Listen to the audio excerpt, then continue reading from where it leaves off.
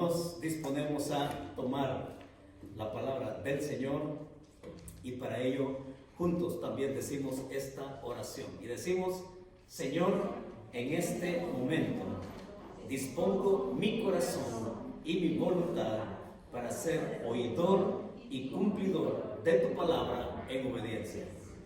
Guíame con tu Espíritu Santo para ser transformado a la imagen de tu Hijo. Que así sea.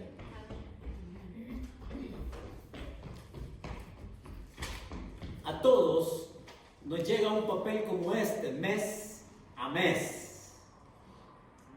Y de lo que estoy hablando es de las facturas que tenemos que pagar por los servicios prestados o recibidos. Y nosotros, cuando recibimos las facturas que tenemos que pagar, aunque no nos guste, pero hay que pagarlas. Y sabemos que algunas facturas, de acuerdo al servicio que tenemos, así es, de acuerdo a lo que consumimos, así pagamos. Si consumimos más energía eléctrica, pues así va a venir también la factura.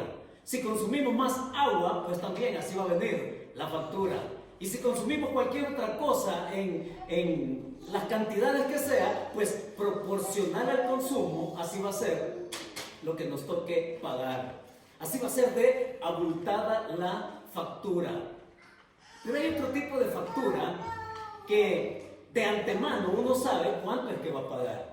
Son esas facturas que uno tiene como servicio de alguna compañía y que en el contrato a usted le dicen su pago mensual va a ser de tanto.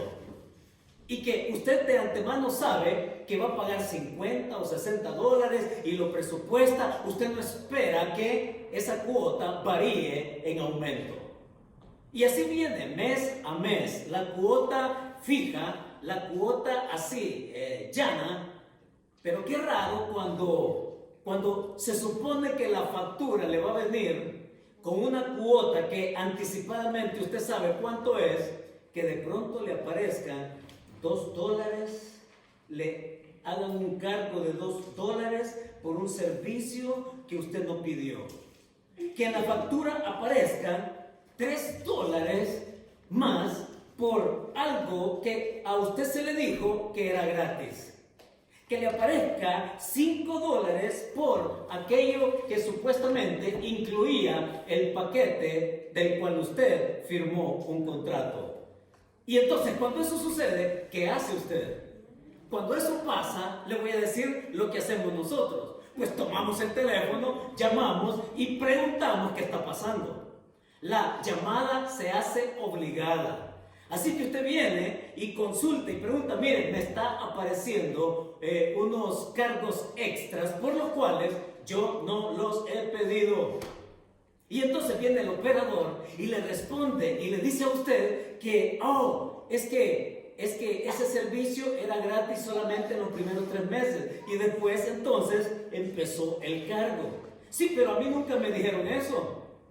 Y uno piensa que el servicio gratis es de una manera permanente, pero no. Así que, como usted ya no lo quiere tener, usted le dice: mire, hágame el favor y me quita ese cargo ya. Y entonces usted se pone en la posición en que, ¿sabe qué? Si no me lo va a quitar, entonces yo me doy de baja con el servicio del todo. Y cuando usted amenaza de que se va a salir como cliente, entonces ya le empiezan a negociar.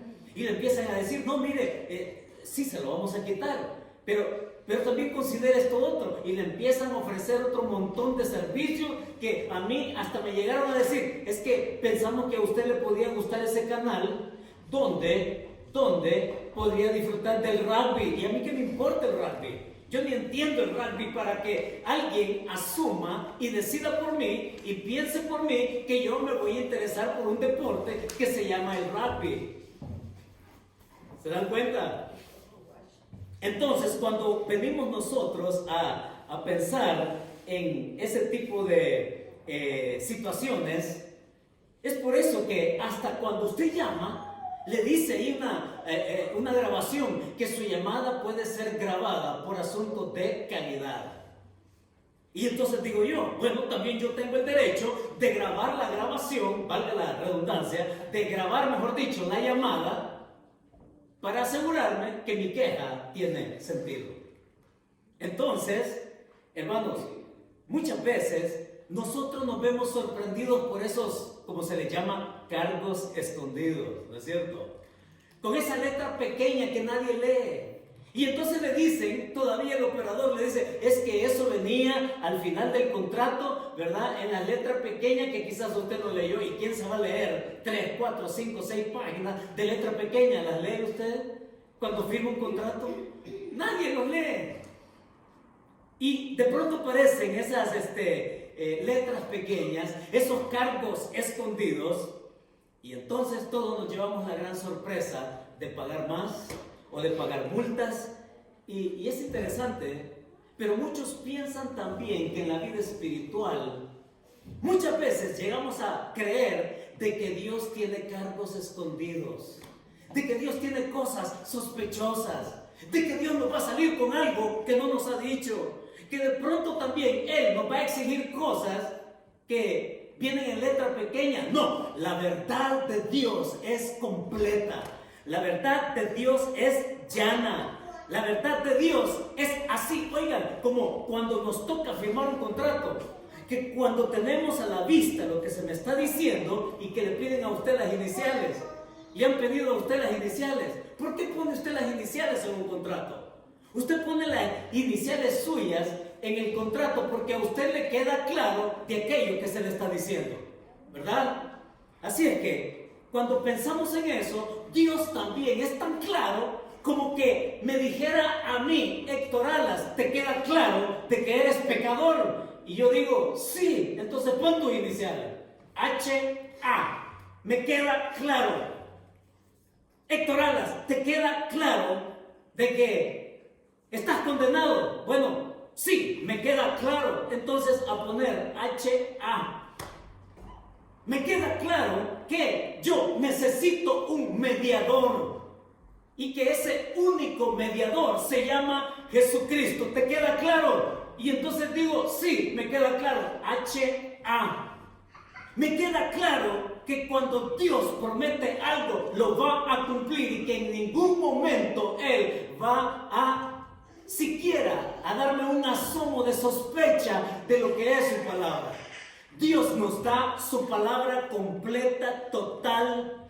Y mis hermanos, el día de hoy, precisamente en el último capítulo de Hebreos, ahora el escritor, fíjense, él ha dejado claro como para que cada uno de nosotros pongamos nuestras iniciales y que digamos, sí, me queda claro que durante todos los 12 capítulos anteriores, el escritor ha dejado bien claro quién es Jesucristo, qué hizo Jesucristo, quiénes somos nosotros y cómo debemos responder a Él para poner nuestras iniciales. Ahora, en el capítulo 13, Él pasa de haber declarado la verdad, ahora Él pasa al terreno de lo práctico. La verdad es tan así, abundante, que nos va a ofrecer maneras prácticas de cómo nosotros ponemos en función la verdad que nos ha quedado clara. Por eso es que el día de hoy, al mensaje, yo le titulé, ya estamos en el último capítulo, y hoy vamos a abarcar los primeros 6 versículos, y lo que nos va a decir en esos 6 versículos, hermanos, abróchense los cinturones. ¿Por qué? Porque vamos a despegar. Probablemente haya turbulencia, pero por eso abróchense los cinturones, y emociónense conmigo por lo que va a decir el autor.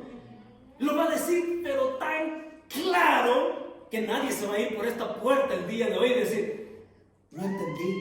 No, nos va a quedar tan claro, y por eso el título que yo le puse al mensaje es Comprueba tu fe. Comprueba tu fe. Y la manera de cómo podemos comprobar la fe es de una manera bien práctica, bien funcional y bien inmediata de llevarla a cabo. Comprobar la fe, para el autor acá, nos va a decir que nosotros tenemos que ir más allá de nosotros mismos. Es decir, Héctor, Elizabeth, Ruth, Mayra, Claudia, y cada uno por nombre, en orden alfabético o al revés, como quiera, nos va a decir qué hago yo con la fe que tengo en Jesucristo. Porque va a pasar el autor a tratar de lo subjetivo a lo práctico. Aquello que tiene que ver con lo tangible. Aquello que tiene que ver con lo que nos pone en el ejercicio mismo de nuestra vida diaria. Así que vayamos a Hebreos capítulo 13 y ahí en los versículos del 1 al 6 encontramos cómo es que nosotros, iglesia Cornerstone en español, podemos comprobar nuestra fe de manera práctica. Y lo primero, ahí están los versículos del 1 al 3. Y sí, trajo su Biblia, qué hermoso. Miren, se oye hermoso cuando nos escuchan desde otras partes. Y yo reviso el video de esta iglesia leyendo la palabra. Se oyen hermosos ustedes. Así que complázcanme, por favor, leyendo juntos la palabra. Estos primeros 3 versículos. ¿Está conmigo? Muy bien, 13 del 1 al 3 dice así: permanezca el amor fraternal, no os olvidéis de la hospitalidad, porque por ella algunos, sin saberlo, hospedaron ángeles.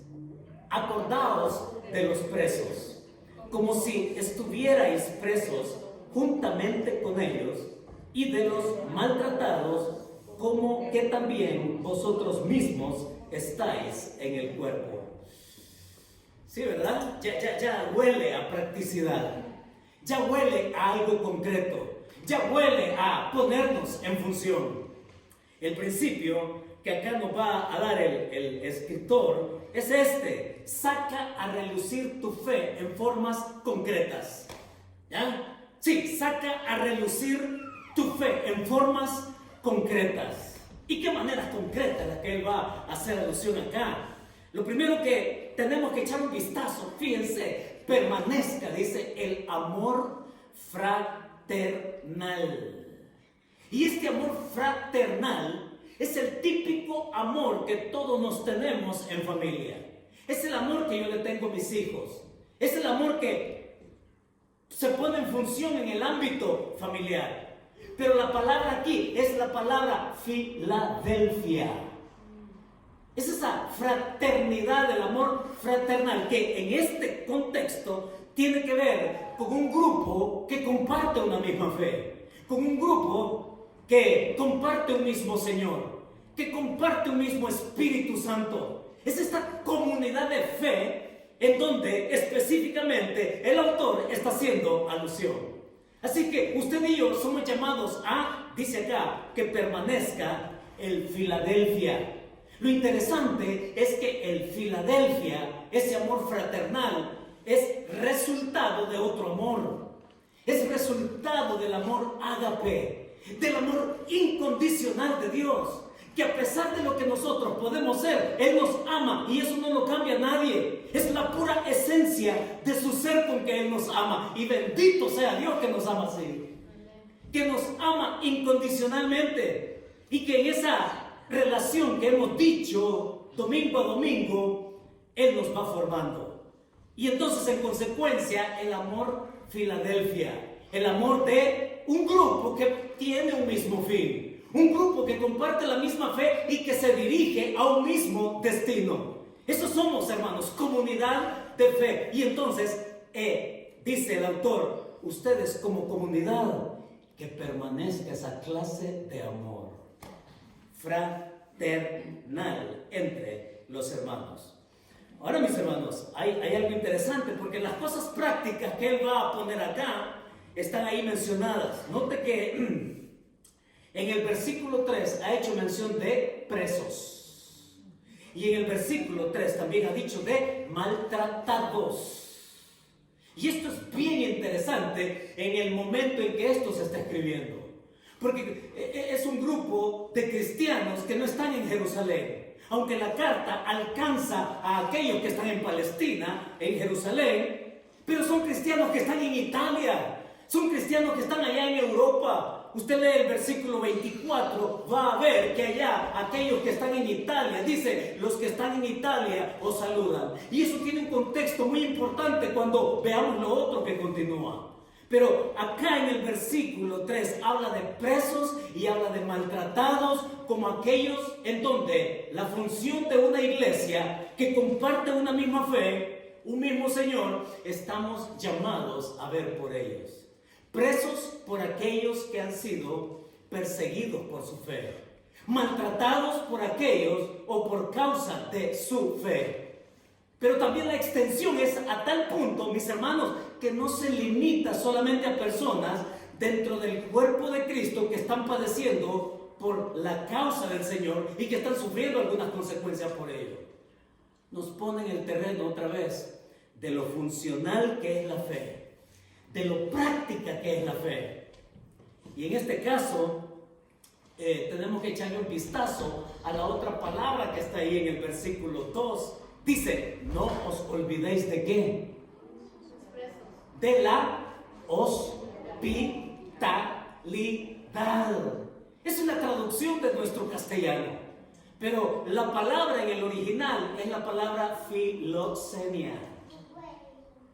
Es aquella palabra que tiene que ver, traducida literalmente como amar al extranjero. Sí, es amar a la persona extraña. Es amar a esa persona con quien Dios también quiere tener un trato. Es amar a esa persona por quien también su Hijo Jesucristo murió.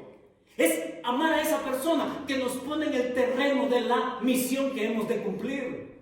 Entonces, aquí el pasaje tiene una riqueza tremenda porque hablar de hospitalidad literalmente es amar al extranjero. Y para poner un ejemplo, entonces cita algo que nos es bastante familiar. Y a quien cita es una experiencia vivida por el mismo Abraham ahí en el desierto. Es interesante, pero aquí literalmente, como hemos leído en el versículo 2, dice, porque algunos sin saberlo hospedaron ángeles. Bien, es bien interesante, pero aquí hay algo que usted y yo necesitamos saber.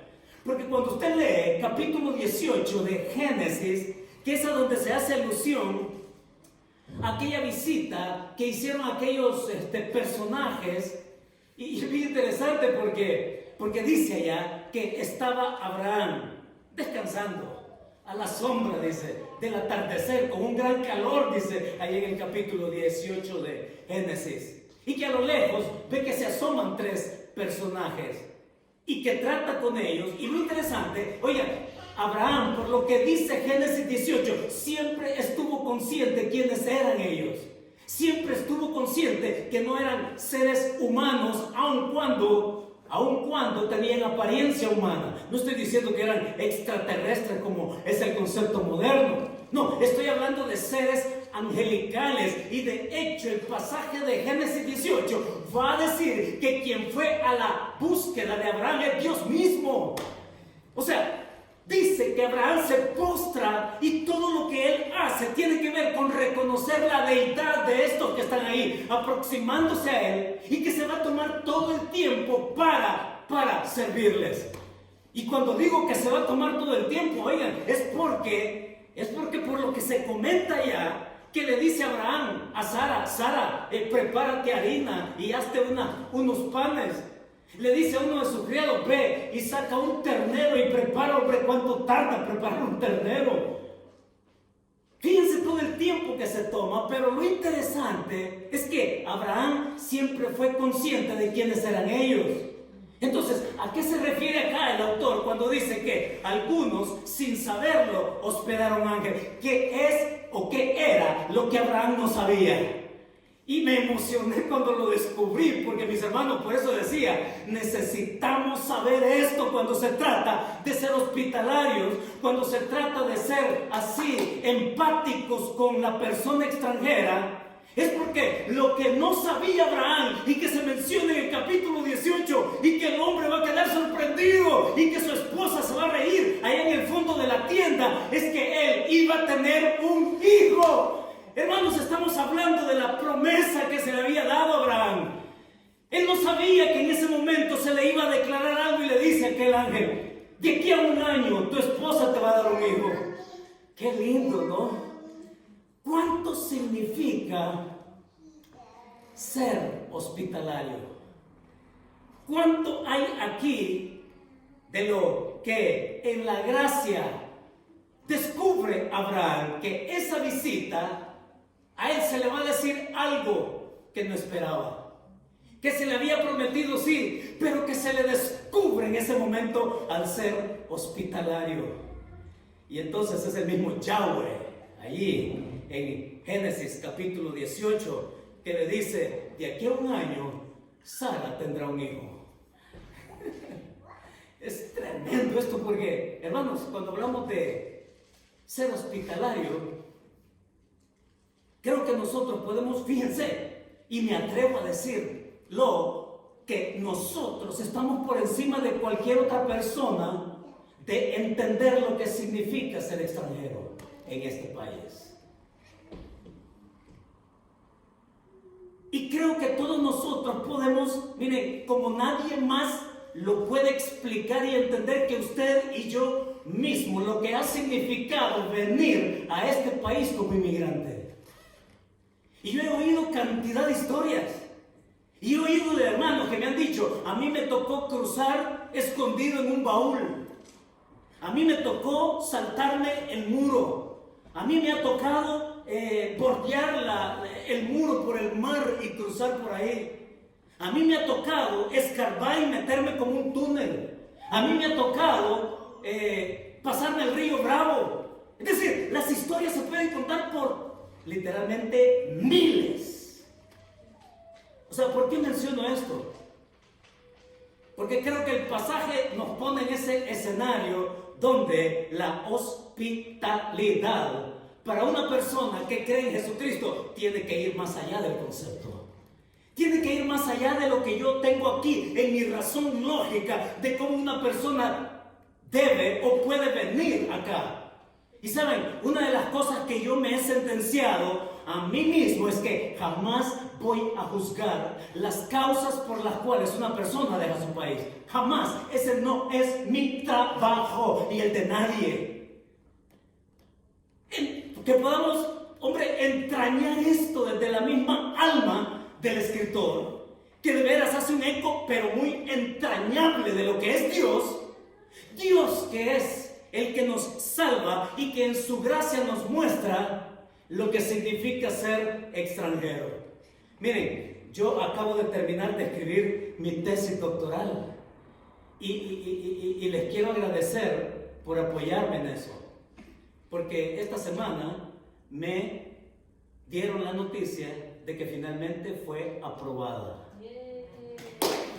Así es que ahí los menciono a ustedes, ¿saben? Ahí los menciono a ustedes, a la pequeña congregación de Cornerstone Español. Porque si hay algo que yo he aprendido de ustedes y con ustedes es a entender precisamente esto: ser hospitalarios. ¿Y por qué tengo que hacer mención de ese escrito? Porque ahí el tema que yo trabajé tiene que ver precisamente con inmigrantes. Y cuando trato de describir lo que significa para alguien salir de su país y ser un inmigrante llegando a este país, es porque describo en 3 fases. Y dígame si no se relaciona con usted también. Yo hablo ahí de la premigración, de las causas que llevan a una persona a salir de su país, a arriesgarse a salir de ahí. Y por las razones que sean, y ya sabemos todas las razones que abundan, ¿no? Por problemas políticos, por pobreza, por falta de oportunidades, por cualquier cantidad de cosas, incluso por fenómenos naturales que golpean nuestras naciones. Llámese terremoto y demás. Causas que llevan a una persona a salir de su país.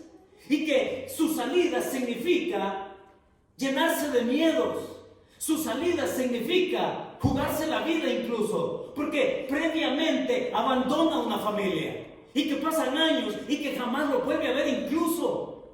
Estamos hablando de un vínculo que se rompe y que hay todo un choque mental, emocional, psicológico. Miren, todo lo que sucede, hermanos, es un terremoto personal interno que cada uno tiene.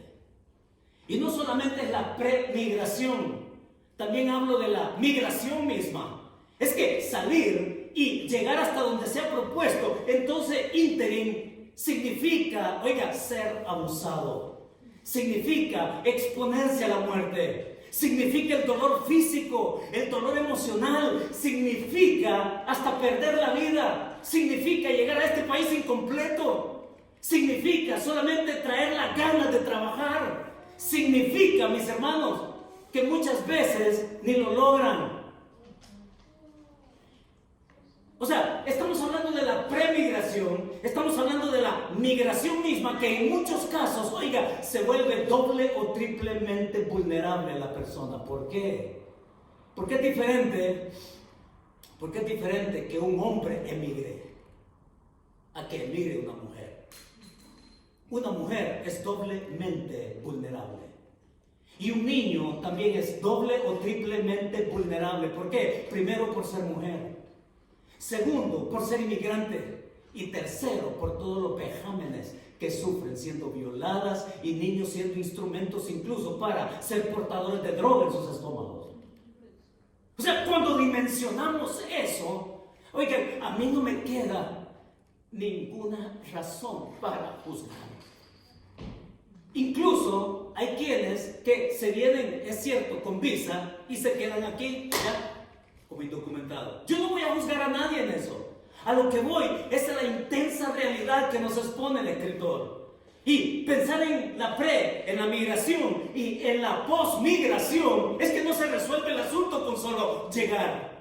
No, es la persona que trata ahora de buscarse espacio, trata de encontrar un trabajo, trata de encontrar, qué sé yo, el mejor salario que pueda para sobrevivir y exponerse a estándares distintos que han sido parte de toda su vida. Es que llegar no es resolver el problema. Llegar es sumar más problemas a la vida ya complicada que tenemos. Es que cuando pensamos en ser hospitalario, Dios mío, qué palabra, ¿no? Dice acá, hospitalidad, amor por el extranjero. Y es una manera práctica que nosotros, mis hermanos, esta es una iglesia de inmigrantes que nos ha llevado el tiempo que sea para de pronto tener aquello que nos permita movernos con mayor facilidad. Claro que sí. Pero jamás como iglesia vamos a juzgar a nadie. Y cualquier persona que venga ahí con la apariencia que sea, con las condiciones que sean, les queremos mostrar un corazón abierto. Díganme amén a eso, por favor. Ahora, cuando yo pienso en eso, y es una de las cosas que trato en mi escrito, oigan, nada más y nada menos que Dios, cuando le dice al pueblo de Israel y le da su ley, Dios en su ley le dice al pueblo de Israel: y ustedes me van a tratar bien al extranjero. Porque recuerden, y el estándar que Dios le pone a Israel es: acuérdense que ustedes fueron esclavos en Egipto. Y ya con eso nos calla la boca a todos. Hermanos, no se trata de ver a alguien con la diferencia que socialmente a mí me impone la cultura. Se lo voy a repetir. Ver a alguien no es de acuerdo a lo que socialmente me impone la cultura, sino la verdad completa de Dios en su palabra. De ser una persona con un corazón compasivo, de mostrarle mi empatía. Y una de las cosas que me gusta siempre hacer alusión es que la empatía no solamente nos lleva a entender a la persona. Es decir, no basta decir: oh, la está pasando mal. No basta entender esa realidad. No, es el grado de involucramiento emocional de cómo esa persona está viviendo, sabiendo de que mis circunstancias también fueron similares en las condiciones en que yo vine a parar a este país. O sea, en ningún momento se nos suman los humos para creernos más. Sí, de alguien que está empezando a entender cómo ahora debe ser su vida aquí en un lugar muy distinto. Mis hermanos, saca a relucir tu fe en formas concretas, dice el pasaje acá, con la hospitalidad, y nos pone ejemplo de presos, de maltratados, y de poder ser respuesta para ellos, en aceptación Porque, hermanos, no se trata que llegar aquí significa que me van a dar la bienvenida, que me van a tirar una alfombra. No, son personas que viven en un contexto de temor, en un contexto de amenaza, de inseguridad, de estar viendo sobre su hombro constantemente para ver quién puede ahí ser el que lo pueda. ¿Cuál es la palabra? Que lo pueda poner frente a las autoridades. Y lo quiero decir, hermanos, porque hay una iglesia y que eso sirva de ejemplo para nosotros que no queremos llegar a eso nunca. Supe por un pastor y me lo contó él directamente, que en X iglesia, oigan, una persona que es indocumentada no puede ser miembro de la iglesia. Una persona que es indocumentada, si se quiere bautizar, no puede por ser indocumentada. ¿A dónde? Ahí en el Valle de San Fernando. Y cuando yo oí eso dije, wow, ¿es a eso que nos ha llamado el Señor? ¿Es a eso que estamos llamados a hacer? Pero sí, las ofrendas se aceptan. Mis hermanos, saca a relucir tu fe en formas concretas, dice el escritor. Lo segundo, en el versículo 4, miren, esto es notoriamente interesante, porque en el versículo 4 dice, dentro de lo práctico, honroso sea en todos el matrimonio y el lecho sin mancilla, pero a los fornicarios y a los adúlteros los juzgará Dios. ¿Qué le llama la atención a usted este versículo? ¿Qué le llama la atención de algo tan importante y que lo diga tan así, tan simple el escritor bíblico? Es que dentro de lo práctico, el autor está asumiendo que los que lo leen son judíos. Sí, son judíos y que desde la ley ellos conocen una verdad que es completa. Y que la verdad completa de Dios es de acuerdo al diseño que Él estableció allá en Génesis, capítulo 1 y siguientes. Es allá donde ellos entienden a cabalidad, al punto que él de una manera resumida dice, bueno, el que quiere ser adúltero, que sufra las consecuencias. El que quiere ser fornicario, que sufra las consecuencias. Eso lo está diciendo y lo da por sentado de que ellos lo entienden. Y mis hermanos, ¿saben? Esto es tan así de claro para nosotros, pero hay algo que se nos escapa. Porque cuando nosotros vamos a los 10 mandamientos, allá dice, uno de los mandamientos, no cometerás adulterio. Y uno se pregunta, bueno, ¿y a quién se lo está diciendo? ¿Se lo está diciendo al hombre o se lo está diciendo a la mujer? ¿Se lo está diciendo aquí al hombre o se lo está diciendo a la mujer? Se lo está diciendo a todos. Y lo interesante, mis hermanos, que aquí el enmarcado que tiene es por el contexto en el cual ellos están viviendo. Estamos hablando de la cultura greco-romana. Estamos hablando de una cultura ultra liberal. Y ya la historia nos ha dejado allá en sus anales de que Nerón se casó con un homosexual cuando tenía 22 años. Es decir, cuando nosotros pensamos en la cultura greco-romana, estamos hablando del entorno en donde se amenaza algo que Dios siempre tuvo como su plan original. Así que en relación de matrimonio y de pareja, todos tenemos claro, para el que es casado y quiere ser adúltero, que sufra las consecuencias. Para el que es fornicario fuera del matrimonio, pues que sufra las consecuencias. Ahora, ¿qué es lo que se nos escapa a nosotros en esto? Lo que se nos escapa, mis hermanos, porque dice ahí, honroso sea, o sea, valorado sea, preciado sea el matrimonio, el hecho sin mancilla. Es que el matrimonio, mis hermanos, a la usanza de Roma y de Grecia, ya, de estos reinos, pues a la usanza de Estados Unidos, déjenme decirle cómo es que se deshonra el matrimonio. Se deshonra el matrimonio cuando se profana la verdad. Por ahí comencemos. Cuando se profana la verdad. y en la cultura, oigan, esta americana, y ahora pues en todas las sociedades alrededor del mundo, es que se profana esto del matrimonio cuando le decimos sí al matrimonio homosexual. Eso es profanar el matrimonio. Y ahora en esta semana ya la Casa de Representantes encaminándose a aprobar algunas cosas que tienen que ver con eso.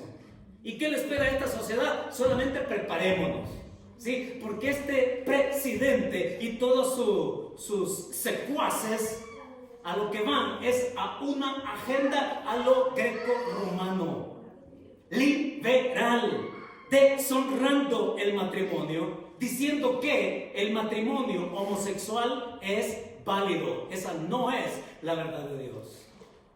O siguiendo prácticas también de unión libre, de unirse sin responsabilidad, sin culpa, en una cultura que te dice vivamos juntos y entonces si nos conviene pues nos casamos.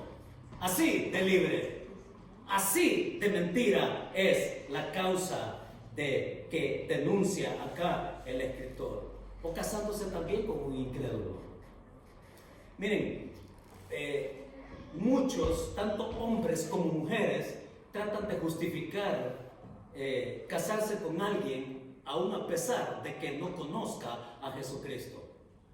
Aún a pesar que hay una distancia espiritual que no los conecta. Miren, por muy enamorado y por muy guapo o por muy bonita que sea, si no hay una relación espiritual, prepárese porque la cosa va a estar mucho, pero mucho más que seria. Si cuesta siendo cristiano, ahora imagínense. Pero esas ideologías, esas tendencias que tenemos en nuestro entorno con esto de deshonrar el matrimonio. Mis hermanos, las consecuencias son las consecuencias, dice el escritor. Entonces saca a relucir así la verdad completa de Dios. La verdad completa de Dios. Y lo último, versos 5 y verso 6. Dice: sean vuestras costumbres sin avaricia, contentos con lo que tenéis ahora. Porque Él dijo: no te desampararé ni te dejaré. De manera que podemos decir confiadamente: el Señor es mi ayudador, no temeré lo que me pueda hacer el hombre. El principio, hermanos, y último, y nos vamos, es este: saca a relucir tu carácter en desarrollo, en crecimiento. Dice acá: sean vuestras costumbres sin avaricia. Y es que lo va a contrastar con algo que todos estamos llamados a aprender. Se llama contentamiento. Y cuando hablamos de contentamiento, hombre, hay pasajes, otros pasajes, el apóstol Pablo abunda de ello en sus epístolas. Y él va a decir: sé vivir holgadamente, dice. Sé vivir en escasez y sé vivir en abundancia. Estoy hecho para eso, pero a Pablo le tocó aprenderlo. Oigan, Pablo era un tipo pudiente de su época. Pablo, de nuestro tiempo, al tratar de sacarle sus equivalencias a nuestro tiempo, Pablo era un hombre que como mínimo podía él ostentar unos 3 doctorados. Era un hombre pudiente de Jerusalén. Él fue educado a los pies de Gamaliel y pagarse a Gamaliel como maestro, créanme, había que tener dinero. Ahora, cuando venimos acá, él dice: yo lo he tenido. Y por eso es que algunos argumentan que cuando Pablo habla allá que he desechado todo y lo tengo por basura, es porque a Pablo lo desheredaron de las cosas de una familia pudiente. O sea, Pablo es uno. Y nosotros también hoy que podemos aprender a contentarnos. Hermanos, el contentamiento es el remedio para la avaricia. Hablemos un poco de avaricia. ¿Qué es la avaricia? ¿Qué es la avaricia en su sentido más simple? ¿Qué es la avaricia? La oímos tanto, ¿verdad? Pero ¿qué es? Déjenme decirle a mi manera qué es la avaricia. Porque por ahí va a encontrar otros significados, pero la avaricia tal cual yo la entiendo sacada desde acá es todo aquello que puedo obtener Usted ha oído que dicen es querer más. Y cuando ya lo tiene, pues un poquito más no estaría mal, ¿verdad? Hombre, es todo aquello que queremos obtener, pero no solamente eso.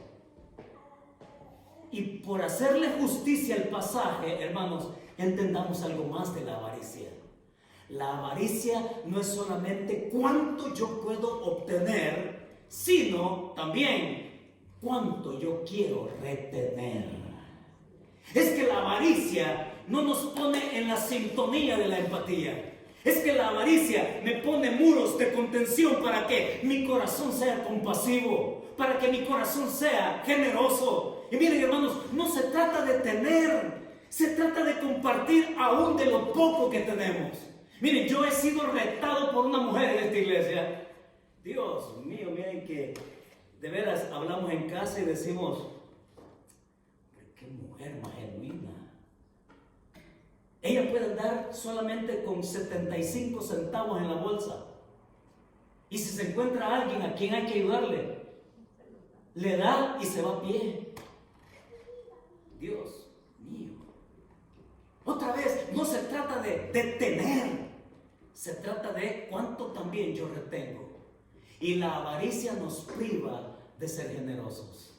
De ser generosos, de tener corazón compasivo y de también mostrar de manera concreta cómo el Señor nos puede ser de bendición a otros. Ahora, hermanos, ¿qué es lo que nosotros podemos sacar como una lección acá? Que podamos dar de lo que tenemos con corazón dadivoso, no importa cuánto tenemos. No importa cuánto tenemos. Y de una manera práctica es, váyase a comprar entonces, a donde venden por cantidades. Y aparte una cantidad y prepare una cesta y llévesela a alguien que sabe, ustedes la necesitan. Y no lo diga. Y no se tome la selfie, ¿verdad? Y aparezca sonriente dándole la... Miren, eso me fastidia. Me fastidia que exhiba yo. ¿Qué tan generoso y dadivoso soy? No se lo diga a nadie. Quédeselo tranquilo, ya solito. Y que toda la gloria le pertenezca a Él, por muy sencillo que sea aquello con lo que usted bendice a alguien. Así que compre en cantidad, arme su canastita, llévesela a alguien y entonces bendiga al Señor de los cielos. Tan simple, ¿no? O sea, tan en función la fe, tan en práctica y tan concreto y tangible, que entonces el autor tiene razón en cerrar y con esta verdad en ascenso a la cúspide hacia la gloria a la cual nos dirigimos con esta verdad que nos deja el pasaje. No te limites en dar concretamente a otros la gracia que hemos recibido de Dios. ¿Por qué me tengo que limitar con lo que el Señor me da? No, compártala, désela. Y como dice el versículo ahí, verso 6, de manera que podemos decir confiadamente, el Señor es mi ayudador. Dígalo conmigo. No temeré lo que me pueda hacer el hombre. ¿Y sabe de dónde son tomadas estas palabras? ¿De dónde es que se le ocurrió al escritor bíblico a los hebreos tomarla? Pues las tomó precisamente de allá de Mateo capítulo 6, del Sermón del Monte, cuando Jesús, dándole una lección a sus discípulos, les dice, oigan, dice, los pájaros ni ciegan, ni hacen nada, y vuestro Padre Celestial los alimenta. Miren los líderes del campo, ahí están, en la mañana y en la tarde ya no están, pero les digo una cosa, les dijo el Señor, ni aun Salomón con toda su gloria se vistió como uno de ellos. Y es el Padre Celestial que nos sustenta. Y el gran énfasis del Sermón del Monte, oiga, usted lo lee con cuidado y lo que va a encontrar de las palabras del Señor Jesucristo es cómo el Hijo resalta el carácter del Padre, de cómo es proveedor y cómo nosotros podemos estar confiados. ¿Acaso no es eso lo que nos ha dicho en toda la epístola? Que somos hijos. Mis hermanos, somos hijos a quienes Dios sustenta con una gracia que no tiene límites. Y la pregunta obvia es, ¿y entonces por qué yo tengo que poner límites para ser dadivoso? ¿Quiere que cerremos de una manera más práctica? Déjeme decirle que la hospitalidad no es a cuántas personas yo le voy a abrir la puerta de mi casa. Oigan, hermano, la hospitalidad no es a cuántas personas le voy a abrir la puerta de mi casa, cuántas veces que quieran llegar. No, la hospitalidad va mucho más que eso. La hospitalidad es la actitud de ser con un corazón compasivo, yendo donde está la gente. Por eso es que habla de presos, por eso es que habla de maltratados. La hospitalidad no se restringe a las paredes de mi casa y a cuántas personas yo les puedo dar la bienvenida. No, la hospitalidad la carga usted y yo con un corazón que Dios quiere que sea compasivo.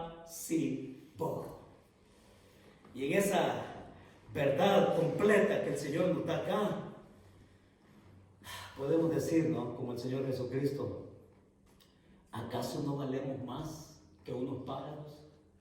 ¿Acaso no valemos más que unos lirios? Como para decir: Señor, gracias por lo que tú me das y me provees para confiar y para compartir. Con esta verdad, entonces, no te limites en dar concretamente a otros la gracia que hemos recibido del Señor. Oramos por eso. Padre, muchas gracias, porque hay realidades tan profundas, Señor, que las podemos entender solamente porque primero es tu verdad, Señor. Y qué verdad más maravillosa cuando aprendemos que tu gracia es inmensa y que en ella tú nos has hecho, Señor, valiosos, tanto que hasta nos podemos llamar tus hijos, como para recibir de ti, Señor, el reto de vivir mostrando a otros en quién hemos creído de maneras tan prácticas y, como hemos dicho, concretas, Señor. Oro para que tú nos despiertes de esta pesadilla de ego, de orgullo y demás. Límpianos, Señor, de nuestro orgullo que nos limita a ver a otros con la hospitalidad de tu corazón. Que tu Espíritu Santo nos redarguya, Señor, y que tú nos hagas recordar también, así como el pueblo de Israel fue esclavo en Egipto, que podamos recordar, Señor, de dónde tú nos has sacado, de dónde tú nos has traído, y que en esa medida nosotros podamos ser empáticos y con corazones compasivos con aquellos que son maltratados, con aquellos que necesitan tu mensaje, tu verdad completa, Señor, y usarnos como instrumento tuyo para también brindarles nuestro apoyo material. Muchas gracias, Señor, porque eres bueno. Nos quedamos en tus manos. Gracias, bendice tu iglesia y llévanos adelante en tu propósito. Te lo pedimos, Señor, en el nombre de tu Hijo Jesucristo. Amén y amén. Mis hermanos,